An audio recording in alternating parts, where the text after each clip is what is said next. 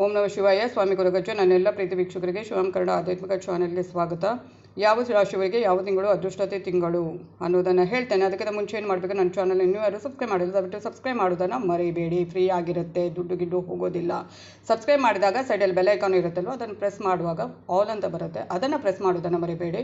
ಹಾಗೆಯೇ ಆದಷ್ಟು ಏನು ಮಾಡಬೇಕು, ನನ್ನ ಚಾನಲ್ ನೋಡೋದು ಮಾತ್ರ ಅಲ್ಲ, ಲೈಕ್ ಮಾಡೋದನ್ನು ಮತ್ತು ಶೇರ್ ಮಾಡೋದನ್ನು ಮರಿಬೇಡಿ. ನಿಮಗೆ ಏನೇ ವೈಯಕ್ತಿಕ ಸಮಸ್ಯೆ ಇದು ಮುಕ್ತವಾಗಿ ನನಗೆ ಕಮೆಂಟ್ ಬಾಕ್ಸಲ್ಲಿ ಕಮೆಂಟ್ ಹಾಕಿ. ಸೂಕ್ತ ಪರಿಹಾರ, ಸುಲಭ ಪರಿಹಾರವನ್ನು ನಾನು ಅಲ್ಲಿ ಸೂಚಿಸ್ತೇನೆ. ಹಾಗೆ ರಾಶಿ ನಕ್ಷತ್ರವನ್ನು ತಿಳಿಸಿ, ಒಂದು ವೇಳೆ ಗೊತ್ತಿಲ್ಲ ಅಂದರೆ ಡೇಟ್ ಆಫ್ ಬರ್ತನ್ನು ನಮೂದಿಸಿ ರಾಶಿ ನಕ್ಷತ್ರನ ನೋಡಿ ಅದಕ್ಕೆ ತಕ್ಕ ಪರಿಹಾರವನ್ನು ಸೂಚಿಸ್ತೇನೆ. ಖಂಡಿತವಾಗ್ಲೂ ಪ್ರತಿಯೊಬ್ಬರಿಗೂ ಉತ್ತರ ಕೊಡ್ತೇನೆ. ಆಚೆ ಆಗ್ಬೋದು, ಸಮಯದ ಒಂದು ಅಭಾವ ಇರುವುದರಿಂದ, ಆದರೂ ಪ್ರತಿಯೊಬ್ಬರಿಗೂ ಉತ್ತರ ಕೊಡ್ತೇನೆ. ಹಾಗೆ ನಿಮಗೆ ಜ್ಯೋತಿಷಕ್ಕೆ ಆಗಿರ್ಬೋದು ಅಥವಾ ಆಧ್ಯಾತ್ಮಿಕಕ್ಕೆ ಸಂಬಂಧಪಟ್ಟ ಏನೇ ಪ್ರಶ್ನೆ ಇದ್ದರೂ ಕೂಡ ಮುಕ್ತವಾಗಿ ನನಗೆ ಕೇಳಬಹುದು. ಅದನ್ನು ನಾನು ಅದರ ಬಗ್ಗೆ ಒಂದು ವಿಡಿಯೋ ಹಾಕಿ, ನಿಮ್ಮ ಪ್ರಶ್ನೆಗೆ ತಕ್ಕ ವಿಡಿಯೋವನ್ನು ಹಾಕಿ ನಾನು ಹಾಕ್ತೇನೆ. ಹಾಗೆಯೇ ನಾನು ನಿಮ್ಮ ಜೊತೆ ಯಾವತ್ತೂ ಇರ್ತೇನೆ. ವೈಯಕ್ತಿಕ ಪ್ರಶ್ನೆಗಳನ್ನು, ಏನೇ ಸಮಸ್ಯೆಯ ಪ್ರಶ್ನೆಗಳನ್ನು ಹಾಕುವಾಗ ಡೀಟೇಲ್ ಆಗಿ ಬರೆದು ಕಳುಹಿಸಿ ಅಂತ ಹೇಳ್ತೇನೆ. ಖಂಡಿತವಾಗ್ಲೂ ನಾನು ನಂಬಿರುವ ಶಿವದೇವರ ಹಾಗೂ ಕುರುಗಜ್ಜ ದೈವದ ಆಶೀರ್ವಾದ ನಿಮ್ಮ ಮೇಲೆ ಸದಾ ಇರುತ್ತೆ ಅಂತ ಹೇಳ್ತಾ, ಒಬ್ಬೊಬ್ಬರಿಗೆ ಒಂದೊಂದು ತಿಂಗಳು ಅದೃಷ್ಟದ ತಿಂಗಳು ಅಂತಲೇ ಹೇಳಬಹುದು. ಅಂದರೆ ಟೀ ಕುಡಿಯಲು ಸಾಲ ಮಾಡ್ತಿದ್ದ ವ್ಯಕ್ತಿ ಇಂದು ಕಂತೆ ನೋಟನ್ನು ನೆನೆಸ್ತಿದ್ದಾನೆ ಅಂದರೆ ಅವನಿಗೆ ಅದೃಷ್ಟ ಸಮಯ ಶುರುವಾಗಿದೆ ಎಂದರ್ಥ. ಹೌದು, ಕೆಲವೊಂದು ಸಮಯ ಅದೃಷ್ಟದ ಸಮಯವಾಗಿರುತ್ತೆ. ಅವರ ರಾಶಿಗೆ ಯಾವ ತಿಂಗಳು ಅದೃಷ್ಟದ ತಿಂಗಳು ಅಂತ ಹೇಳಬಹುದು. ಅಂದರೆ ಏನೂ ಇರೋದಿಲ್ಲ ಒಂದೊಂದು ಟೈಮಲ್ಲಿ ಯಾರ ಹತ್ರ, ಅಂದರೆ ಒಬ್ಬ ವ್ಯಕ್ತಿ ಹತ್ರ. ಆಮೇಲೆ ಅವನು ತುಂಬ ಜೀವನದಲ್ಲಿ ಏನೋ ಒಂದು ಒಳ್ಳೆಯ ಒಂದು ದಿನಗಳನ್ನು ನೋಡೋಕ್ಕೆ ಶುರು ಮಾಡ್ತಾನೆ. ಅದಕ್ಕೆಲ್ಲ ಒಂದು ಕಾರಣ ಇದ್ದೇ ಇರುತ್ತೆ ಅಲ್ವಾ. ಹಾಗೆಯೇ ಯಾವಾಗ ಯಾರಿಗೆ ಒಳ್ಳೆಯ ಸಮಯ ಬರುತ್ತೆ ಅನ್ನೋದು ನಾವು ಆತುರಿತಾ ಇರ್ತೇವೆ ಅಲ್ವಾ. ಅದಕ್ಕೆ ನಾವೇನು ಮಾಡಬೇಕು, ಆದಷ್ಟು ನಮ್ಮ ಅದೃಷ್ಟದ ತಿಂಗಳಲ್ಲಿ ಏನಾದರೂ ಮಾಡಿದರೆ ಒಳ್ಳೆಯದು. ಹಾಗೆಯೇ ಮೊದಲನೇ ರಾಶಿ ಮೇಷರಾಶಿಯವರಿಗೆ ಶುಭಕರ ಎಂದರೆ ಮಾರ್ಚ್ ತಿಂಗಳು. ಅದು ಕೂಡ ಎಲ್ಲ ಕೆಲಸಗಳು ಈ ತಿಂಗಳಲ್ಲಿ ಆಗುತ್ತವಂತೆ. ಸದಾ ಉತ್ಸಾಹದಿಂದ ಸಾಹಸಮಯ ಪ್ರವೃತ್ತಿಯಿಂದ ಬದುಕುವ ಮೇಷರಾಶಿ ಜನರಿಗೆ ಮಾರ್ಚ್ ತಿಂಗಳು ಯಶಸ್ಸಿನ ಆಗರ ಅಂತ ಯಾರು ಬೇಕಾದರೂ ಹೇಳಬಹುದು. ಮಾರ್ಚ್ ತಿಂಗಳು ಮೇಷರಾಶಿಯವರಿಗೆ. ವೃಷಭ ರಾಶಿಯವರಿಗೆ ನಿಶ್ಚಿತ ಮನೋಭಾವ, ನಿರ್ಧಾರಗಳಲ್ಲಿ ಸದೃಢತೆ ಹಾಗೂ ಸ್ವಾಭಿಮಾನದ ಜೊತೆಗೆ ಬದುಕುವ ವೃಷಭ ರಾಶಿಯವರಿಗೆ ಅದೃಷ್ಟದ ಮೇಲೆ ಅದೃಷ್ಟ ತರುವಂಥ ತಿಂಗಳು ಅದು ಏಪ್ರಿಲ್ ತಿಂಗಳು ಅಂತೆ. ಅದೆಷ್ಟೋ ದಿನಗಳಿಂದ ವಾರಗಳಿಂದ ಮಾಡಿ ಮುಗಿಸಿ ಜಯ ಸಾಧಿಸಬೇಕು ಅನ್ನೋ ಕೂಡ ಕೆಲಸಗಳು ಏಪ್ರಿಲ್ ತಿಂಗಳಿನಲ್ಲಿ ಹೂವನ್ನೇ ಎತ್ತಿದಂತೆ ಇವರಿಗೆ ಸುಲಭವಾಗಿರುತ್ತೆ. ಮಿಥುನ ರಾಶಿಯವರಿಗೆ ಬಹುಮುಖ ಸ್ವಭಾವದೊಂದಿಗೆ ಸದಾ ಸಮಾಜಮುಖಿಯಾಗಿ ಬದುಕುವ ಮಿಥುನ ರಾಶಿಯವರಿಗೆ ತಮ್ಮ ಬೌದ್ಧಿಕ ಬೆಳವಣಿಗೆ ಜೊತೆಗೆ ಮಾತಿನ ಸಂವಹನದಿಂದಲೇ ಕೆಲಸ ಸಾಧಿಸುವ ಅದೃಷ್ಟ ಸಿಗುವುದು ಮೇ ತಿಂಗಳಿನಲ್ಲಿ. ಈ ತಿಂಗಳು ದೊಡ್ಡ ದೊಡ್ಡ ಕೆಲಸಗಳಲ್ಲಿ ದೊಡ್ಡ ಜನರ ಪರಿಚಯ ಬೆಂಬಲದೊಂದಿಗೆ ಇವರು ಯಶಸ್ಸು ಸಿಗುವಂಥದ್ದು ಮಿಥುನ ರಾಶಿಯವರಿಗೆ ಮೇ ತಿಂಗಳು. ಹಾಗೆ ನೆಕ್ಸ್ಟ್ ನೋಡೋದು ಕರ್ಕಾಟಕ ರಾಶಿ. ಪೋಷಣೆ ಹಾಗೂ ಮಾತೃತ್ವದ ಗುಣ ಹೊಂದಿರುವ ಕರ್ಕಾಟಕ ರಾಶಿಯವರು ಭಾವನಾತ್ಮಕ ಜೀವಿಗಳು. ಸಂಬಂಧದಲ್ಲಿ ಸಾಮರಸ್ಯತೆ, ವೃತ್ತಿ ಜೀವನದಲ್ಲಿ ಪ್ರಗತಿ, ಅಂದುಕೊಂಡ ಕೆಲಸ ಯಶಸ್ಸು ಹೆಚ್ಚಾಗಿ ಸಿಗುವುದು ಜೂನ್ ತಿಂಗಳಲ್ಲಿ. ಒಟ್ಟಿನಲ್ಲಿ ಜೂನ್ ತಿಂಗಳು ಕರ್ಕಾಟಕ ರಾಶಿಯವರಿಗೆ ಅದೃಷ್ಟದ ವರದಾನ ಅಂತಲೇ ಹೇಳಬಹುದು.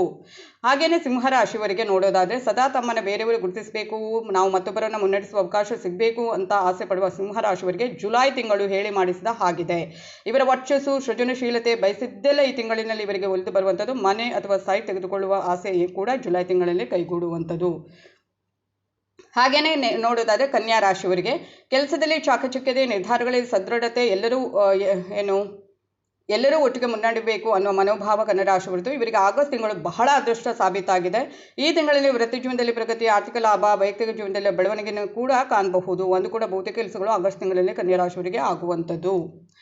ಹಾಗೆಯೇ ನೆಕ್ಸ್ಟ್ ನೋಡೋದಾದರೆ ರಾಜತಾಂತ್ರಿಕ ನಿಪುಣತೆ ತುಲಾರಾಶಿಯವರದ್ದು ನೋಡೋದಾದರೆ ಏನು ಅಂತ ನೋಡೋದಾದರೆ, ತುಲಾರಾಶಿಯವರಿಗೆ ರಾಜತಾಂತ್ರಿಕ ನಿಪುಣತೆ ಹಾಗೂ ಸಂಬಂಧಗಳಲ್ಲಿ ಸಕಾರಾತ್ಮಕತೆ ಬಯಸುವ ತುಲಾರಾಶಿಯವರಿಗೆ ಪ್ರಣಯ ಭೇಟಿಗಳು, ಕಲಾತ್ಮಕ ಪ್ರಯತ್ನಗಳು ಸೆಪ್ಟೆಂಬರ್ ತಿಂಗಳಿನಲ್ಲಿ ಹೆಚ್ಚು. ಇವರಿಗೆ ಸೆಪ್ಟೆಂಬರ್ ತಿಂಗಳು ಅದೃಷ್ಟ ತರುವಂಥ ತಿಂಗಳು ಅಂತಲೇ ಹೇಳಬಹುದು. ಅದೃಷ್ಟ ಸಂಕೇತವಾಗಿರುವ ಈ ತಿಂಗಳಲ್ಲಿ ಬುದ್ಧಿವಂತಿಕೆಯಿಂದ ಮಾಡುವ ಎಲ್ಲ ಕೆಲಸಗಳು ಇವರಿಗೆ ಸಫಲವಾಗುವಂಥದ್ದು. ನೋಡಿ ಎಷ್ಟು ಚೆನ್ನಾಗಿದೆ. ಒಂದೊಂದು ತಿಂಗಳಿಗೆ ಒಂದೊಂದು ರಾಶಿಗೆ ಒಂದೊಂದು ತಿಂಗಳು ತುಂಬಾ ಅದೃಷ್ಟವನ್ನು ತರುವಂಥದ್ದು. ಹಾಗೆಯೇ ವೃಶ್ಚಿಕ ರಾಶಿ ನೋಡೋದಾದರೆ ಅಂದುಕೊಂಡದ್ದಕ್ಕಿಂತ ಹೆಚ್ಚು ಲಾಭ ಹಾಗೂ ಅದೃಷ್ಟ ವೃಶ್ಚಿಕ ರಾಶಿಯವರಿಗೆ ಸಿಗುತ್ತದೆ ಎಂದರೆ ಅದು ಅಕ್ಟೋಬರ್ ತಿಂಗಳಿನಲ್ಲಿ. ಭಾವನಾತ್ಮಕ ಜೀವಿಗಳಾದ ವೃಶ್ಚಿಕ ರಾಶಿಯವರು ತಮ್ಮ ವೈಯಕ್ತಿಕ ಬೆಳವಣಿಗೆ ಜೊತೆಗೆ ಆಧ್ಯಾತ್ಮಿಕ ಒಳನೋಟ, ಆರ್ಥಿಕ ಲಾಭಗಳನ್ನು ತಂದುಕೊಡುವ ಹೆಚ್ಚು ಅವಕಾಶಗಳನ್ನು ಈ ತಿಂಗಳಿನಲ್ಲಿ ಕಾಣಬಹುದು. ಅಕ್ಟೋಬರ್ ತಿಂಗಳಿನಲ್ಲಿ ನೋಡಿ ಎಷ್ಟು ಚೆನ್ನಾಗಿದೆ. ಹಾಗೆಯೇ ನೆಕ್ಸ್ಟ್ ನೋಡೋದಾದರೆ ಧನುರಾಶಿಯವರು ಆಶಾವಾದಿಗಳು, ಜೊತೆಗೆ ಸಾಹಸ ಮನೋಭಾವ ಇರುವ ಜನರು. ಇವರಿಗೆ ನವೆಂಬರ್ ತಿಂಗಳು ಚೆನ್ನಾಗಿ ಆಗಿ ಬರುತ್ತದೆ. ತಾವು ಅಂದುಕೊಂಡ ಪ್ರಯಾಣ ಆಗಿರ್ಬೋದು, ಉನ್ನತ ಶಿಕ್ಷಣ, ವೈಯಕ್ತಿಕ ಸಾಧನೆ ನವೆಂಬರ್ ತಿಂಗಳು ಧನುರಾಶಿಯವರಿಗೆ ಅದೃಷ್ಟದ ಬಾಗಿಲನ್ನು ತೆರೆಯುವಂಥದ್ದು.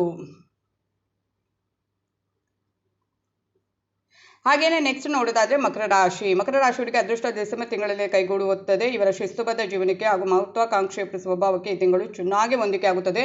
ವಿವಿಧ ಆಯಾಮದಲ್ಲಿ ಆರ್ಥಿಕ ಪ್ರತಿಫಲಗಳ ಜೊತೆಗೆ ವೃತ್ತಿ ಜೀವನದಲ್ಲಿ ಪ್ರಗತಿ, ಅದೃಷ್ಟದ ಅವಕಾಶಗಳ ಬಾಗಿಲು ತೆರೆದಿರುವುದನ್ನು ಮಕರ ರಾಶಿಯವರು ಈ ತಿಂಗಳು ಕಾಣಬಹುದು. ನೆಕ್ಸ್ಟ್ ನೋಡೋದಾದರೆ ಕುಂಭರಾಶಿಯವರಿಗೆ ಯಾವ ತಿಂಗಳು ಅದೃಷ್ಟ ತರುವಂಥದ್ದು ಅಂತ ಹೇಳಿದರೆ, ವರ್ಷದ ಮೊದಲನೇ ತಿಂಗಳು ಅಂದರೆ ಜನವರಿ ತಿಂಗಳು ಕುಂಭರಾಶಿಯವರಿಗೆ ಬಹಳ ಅದೃಷ್ಟ ಅಂತಲೇ ಹೇಳಬಹುದು.